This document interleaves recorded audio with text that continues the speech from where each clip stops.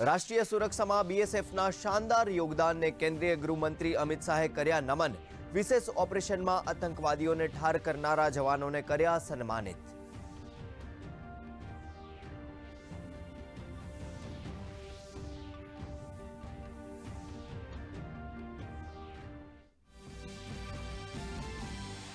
રાહુલ નાર્વેકરનું ફરી મહારાષ્ટ્ર વિધાનસભાના અધ્યક્ષ બનવાનું નક્કી।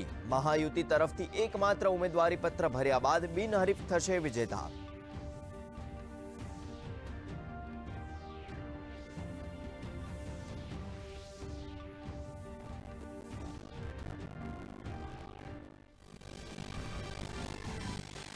बम बम भोलेना जयनाथથી ગુંજી ઉઠ્યું વાતાવરણ। શિયાળુ ચારધામ યાત્રાનો ઉત્તરાખંડના મુખ્યમંત્રી પુષ્કરસિંહ ધામીએ કરાવ્યો શુભારંભ। કેન્દ્ર સરકારના પ્રયાસોને કારણે હવે શ્રદ્ધાળુઓ શિયાળામાં પણ કરી શકશે ચારેય ધામના દર્શન।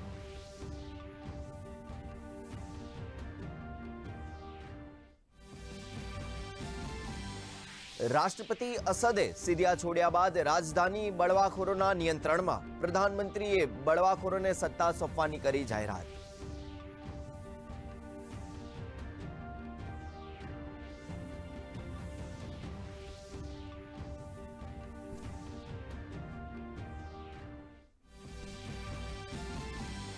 શ્રીમદ રાજચંદ્ર મિશનના અધ્યક્ષ રાકેશજીની અમદાવાદમાં પ્રવચનમાળા। મુખ્યમંત્રી ભૂપેન્દ્ર પટેલ રહ્યા ઉપસ્થિત। મોહ શત્રુનો પરાજય પુસ્તકનું કર્યું વિમોચન।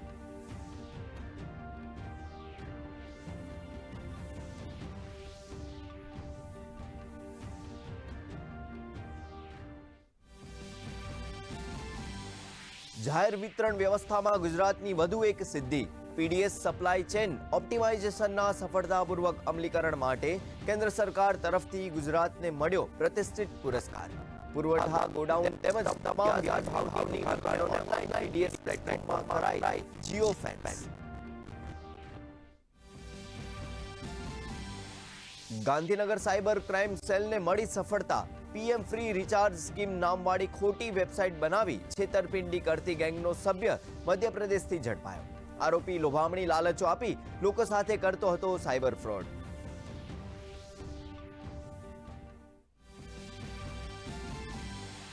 આગામી 2 દિવસ રાજ્યમાં પડશે કડકડતી ઠંડી। રાજ્યમાં 2 થી 4 ડિગ્રી સુધી તાપમાન ઘટવાની શક્યતા।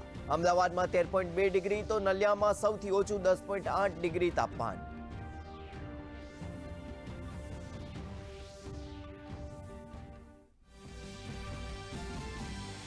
એડિલેડ ટેસ્ટમાં ટીમ ઇન્ડિયાએ કર્યા નિરાશ। ઓસ્ટ્રેલિયા 10 વિકેટે જીતી મેળવી શ્રેણીમાં 1-1 કરી બરાબરી।